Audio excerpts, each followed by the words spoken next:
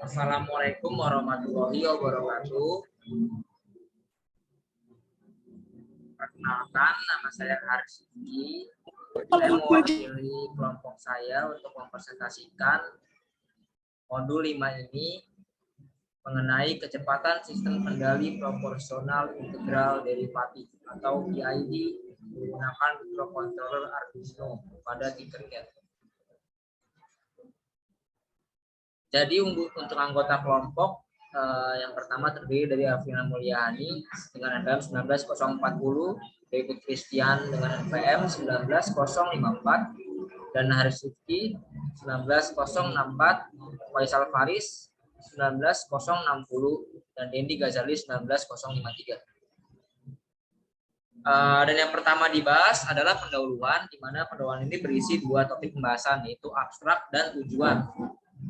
Nah, pada abstrak ini, praktikan akan mencoba mengendalikan kecepatan dari sebuah motor DC dengan kendali PID dan menggunakan microcontroller Arduino Uno.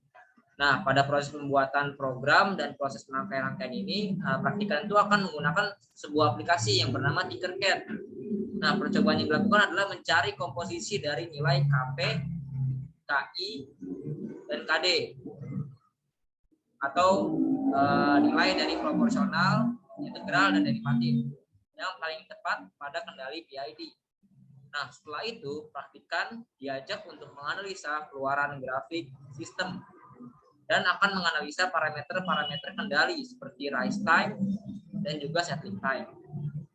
Nah, untuk tujuannya pertama itu adalah dapat mengimplementasikan kontrol PID pada sistem embedded dengan pendekatan program. Nah, yang kedua ini adalah praktikan diharapkan itu dapat menjalankan simulasi sistem kendali dengan menggunakan software Tinkercad. Nah, yang berikutnya adalah landasan teori yang akan dijelaskan oleh Alvina Mulyani. Untuk landasan teori sendiri ada beberapa yang dibahas. Pertama itu ada pengendalian kecepatan. Sistem kendali PID pada rangkaian closed loop secara sederhana diperlihatkan pada yang di mana rangkaian tersusun sebuah plan dengan kontrol PID yang melakukan kalkulus kepada error luaran sistem. Respon yang diinginkan harus memiliki setting time minimum dengan sedikit atau tanpa overshoot dari respon step system loop. PID tersendiri itu terdiri dari 3 jenis pengaturan yang saling dikombinasikan. Yang pertama ada P. P itu proportional controller. Yang D itu derivative controller dan I itu integral controller. Masing-masing memiliki parameter tertentu yang harus diset dapat beroperasi dengan baik yang disebut sebagai konstanta. Respon yang diinginkan dari pengendali PID harus memiliki setting time minimum dengan sedikit atau tanpa overshoot dari respon step system loop. Yang kedua ada microcontroller Arduino Uno. Arduino Uno adalah papan microcontroller berbasis Atmega 328. Uno ini memiliki 14 pin I/O. Output PWM yang terdiri dari 6 output analog resonator 16 MHz, konektor USB, colokan listrik, header IC SP, dan tombol reset. Uno dibangun berdasarkan apa yang diperlukan untuk mendukung microcontroller sumber daya bisa menggunakan power USB dan juga dengan adapter atau baterai. Yang selanjutnya ada motor DC. Motor DC itu memiliki dua bagian penting. Yang pertama itu ada stator yang tidak berputar dan bagian kedua ada rotor yang berputar. Poros ditempatkan pada rotor ini. Benda yang berputar seperti puli sabuk dapat dipasang pada ujung poros. Lalu yang selanjutnya ada pulse width modulation atau PWM. Pulse width modulation atau merupakan bentuk modulasi sinyal yang mengatur lebar durasi sinyal pada satu sisinya.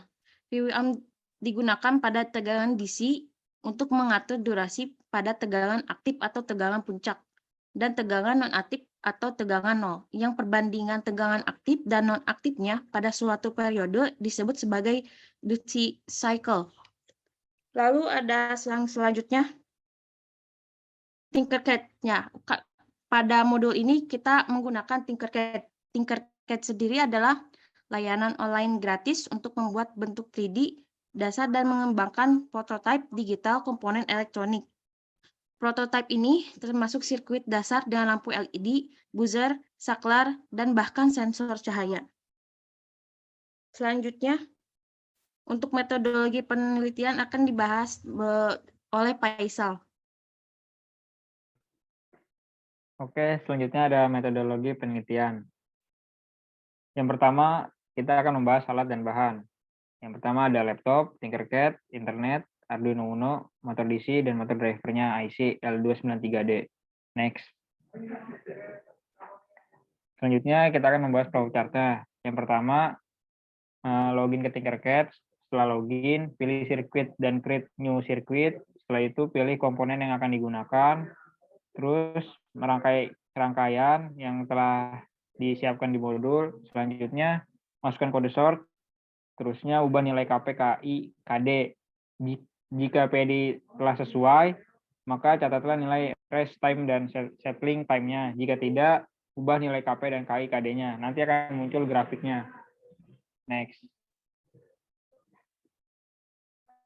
Selanjutnya ada hasil dan pembahasan yang akan dibahas oleh David Christian.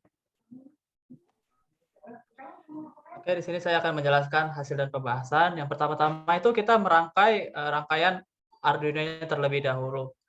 Di sini terlihat ada Arduino Uno, ada IC untuk L293D, sama motor driver. Nah, untuk output satu motor driver itu dari IC L293D, itu kita sambung ke motor positif dari motor DC encoder. Untuk power satunya kita sambung ke encoder power. Untuk output 2-nya kita sambung ke motor negatif. Nah, untuk motor driver IC L293D ke Arduino, nah pada enable 1 dan 2 kita sambungkan ke D8 pada Arduino. Input satunya kita sambungkan ke D7 pada Arduino, input 2-nya kita sambungkan ke D9 pada Arduino, dan ground-nya kita sambungkan ke ground pada Arduino. Power 1 dan 2-nya kita sambungkan ke pin 5V pada Arduino. Nah, untuk sambungan motor DC dengan encoder ke Arduino Uno R3, itu encoder ground-nya kita sambungkan ke ground pada Arduino Uno-nya. Untuk channel A-nya kita sambungkan ke D2 pada Arduino, dan channel B-nya kita sambungkan ke D4 pada Arduino. Nah, setelah proses rangkaian telah selesai, kita lanjut membuat kode source-nya di Tinkercad. Kode source-nya boleh ditunjukkan.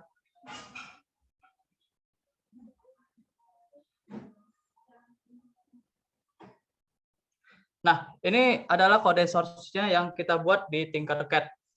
Untuk poin yang ingin kita capai pada praktikum kali ini ialah mencari nilai kombinasi dari KP, KI, dan KD yang paling tepat agar respon sistem yang keluar dari sistem yang dibuat di Tinkercad sesuai dengan apa yang kita inginkan. Nah, pada percobaan ini kita membuat nilai KP-nya sama dengan 4, KI sama dengan 1, dan KD-nya sama dengan 0,01. Dari respon yang terlihat, boleh ke respon sistem yang ada di PPT?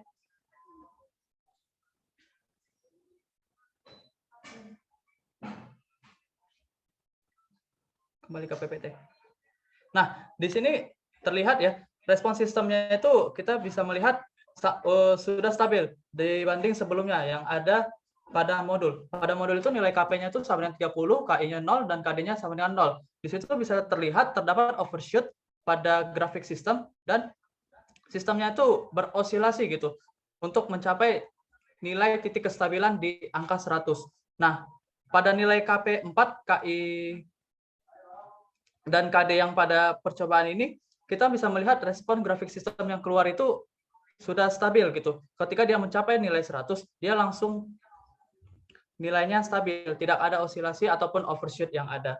Nah, setelah ini didapatkan, kita lanjut untuk mencari parameter-parameter yang ada di dalam sistem kendali, seperti settling time dan rising time. Next. Nah, untuk settling time dan rising time, kelompok kami menggunakan MATLAB untuk membantu mencari nilai parameter-parameter tersebut. Dengan cara terdapat di data PID itu ada tabel ya, ada 3 kolom ke bawah. Itu adalah dari serial monitor dari angka-angka yang dikeluarkan pada Tinkercad. Dari nilai yang paling awal sampai keadaan tunak, yaitu keadaan yang dimana sistem mulai mendapatkan nilai kestabilannya. Nah, dari angka-angka tersebut kami ambil 100 sampel dari angka 0 sampai angka yang ada pada ke poin 100. Nah, setelah itu kita buat step info. Step info ini adalah untuk mencari nilai parameter tersebut dari rise time dan setting time. Dan setelah itu, maka setelah di run dengan coding yang ada pada gambar, kita mendapat rise time-nya yaitu 38 dan settling time-nya 60. Untuk rise time sendiri itu ialah angka yang dibutuhkan dari suatu sistem, dari keadaan dia dari 0 sampai keadaan dia tepat pada sistem keadaan stabil atau keadaan tunak. Untuk settling time yaitu waktu di mana dia menempuh berapa sih sistem kendali yang pas gitu, di angka 100 yang kita pinginkan. Itu dia berada di angka 60, seperti itu. Jadi bisa kita simpulkan pada percobaan kali ini bahwa nilai KP, KI, KD yang kita masukkan tadi sudah memenuhi syarat untuk sistem PID mengendalikan motor DC agar tetap stabil. Seperti itu. Next. Untuk kesimpulan akan dijelaskan oleh rekan saya, Dendi Ghazali. Baik, untuk kesimpulan yang pertama itu, kombinasi nilai proporsional, nilai integral, dan nilai derivatif yang tepat akan menghasilkan keluaran grafik sistem yang sesuai dengan nilai set point yang ingin dicapai. Kesimpulan yang kedua, jika terdapat ketidaktepatan pada kombinasi nilai PID, maka grafik keluaran sistem akan memiliki overshoot dan keluaran sistem akan tidak stabil atau berosilasi. Dan kesimpulan yang terakhir adalah rise time merupakan jumlah sampel pada saat sinyal naik, sedangkan settling time merupakan jumlah sampel pada saat sistem berosilasi di keadaan tunak. Ya, jadi sekian presentasi video dari kelompok kami. Mungkin kurang lebihnya bisa menjadi masukan dari kita. Semua kritik dan saran akan kami terima untuk demi keberlangsungan kesimpulan dari laporan praktik ini. Terima kasih. Wassalamualaikum warahmatullahi wabarakatuh.